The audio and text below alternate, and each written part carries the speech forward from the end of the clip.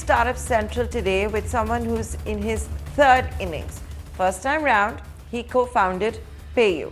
Then he left PayU to join Ola, where he really transformed Ola Financial Services.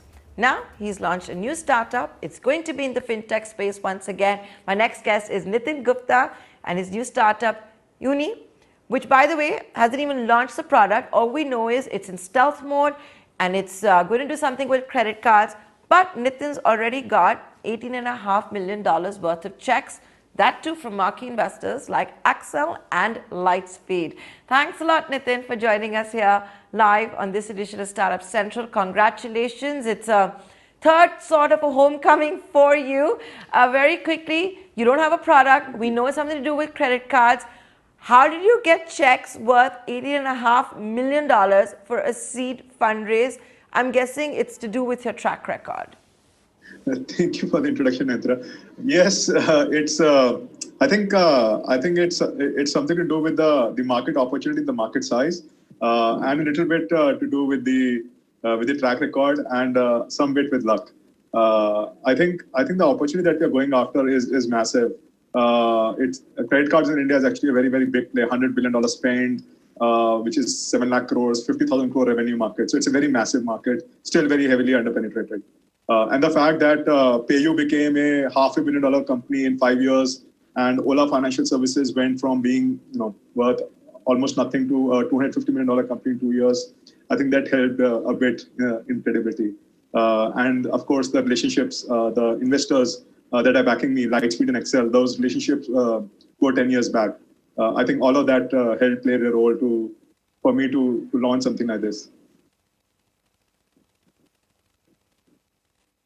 It's no mean feat. It's $18.5 million during a pandemic, and right now it's just at an idea stage. Something to do with credit cards, which obviously has impressed right now Accel and Lightspeed. Nitin, the question I want to ask you, and now you've been around in the startup universe for a long time. When you get checks like this, are they betting the founder or are they betting the idea? I think both. In any early stage investment, it's a lot about the founder. I'm an active angel investor myself, and one thing that all investors, and when I'm investing, I look for is how is the founder, right? Can the founder make magic happen? But without blowing my trumpet here, the second thing, which is equally important, is the market opportunity. You apply a founder to a massive market opportunity, right? Great outcomes can happen. You apply a great founder to a medium-sized market opportunity, medium-sized outcomes will happen.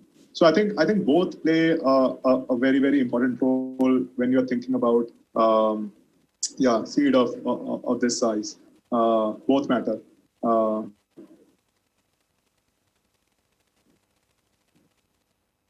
Okay. So, because we have seen that in the past. For example, when you've launched a new company, a startup, it's 2 months old, idea stage, you managed to raise $18.5 million. One other name that immediately comes to mind, again because of his track record, is Kunal Shah. What he did with Cred, initially getting checks for nearly $30 million. My one other question to you is, and something I've asked Kunal Shah of Cred also before, Nitin, when does a co-founder know that my time is up, that this baby that is mine, that I have nurtured, raised, I'm ready to now move on, call it quits? It must be emotionally hard. How did you figure it out? Any tips that you can give to all those that are tuning in? I think the tip is similar irrespective of what you're doing in life. I think whenever you're doing something, right, and whenever you're doing something, you give it everything, right? You leave no stone unturned. You don't hold anything back. But what you expect in return is to have a lot of fun in that journey.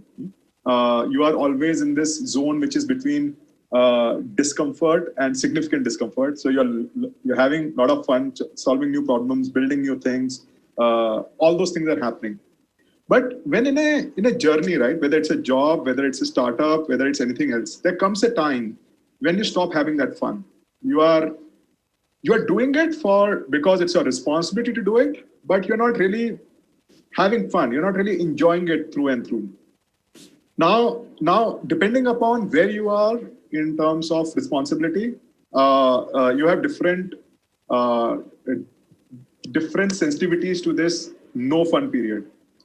If you are a startup, if it's your own company, you are a co-founder, you want to see it, you want to see that it's for a year at least, that period should last at least a year.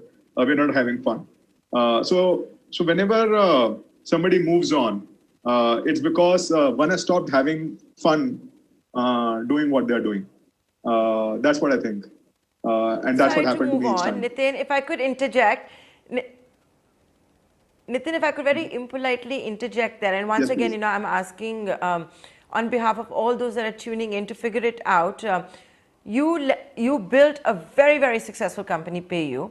Then you Yeah. decided to join another startup as a professional. Of course, you Yeah. built Ola Financial Services. We know what you did with Ola Money, postpaid, all of that. And now you're starting up again. And this time again, it's your new venture. That must have been very difficult. And is that something that you would recommend? That, from becoming a co-founder, the big boss, or whatever it is, to becoming a professional at another startup? Yeah, I mean, see, every environment is different, but building anything from scratch has the same high, whether you're doing it as a co-founder or as a professional CEO. Uh, I think what is important is to uh, uh, get your chemistry right between you and the board. So when I was at Ola Financial Services, right, I was reporting into Ola Group CEO and the board, right? If that chemistry is right, you're having a lot of fun. You have the freedom to execute, you have the freedom to build. When you're on your own, right, you still have a board. Your investors are on your board, right? You still need to have that right chemistry between yourself and that board and those investors for you to build, to have fun, right? As long as you can know that chemistry can be set and you can have the freedom to build the way you want it, and that vision that you have, what you want to build is aligned with the board, right? Things can fall into place. But if those things are not in place, right, then it's very hard as a co-founder to professionally work for someone, if I may.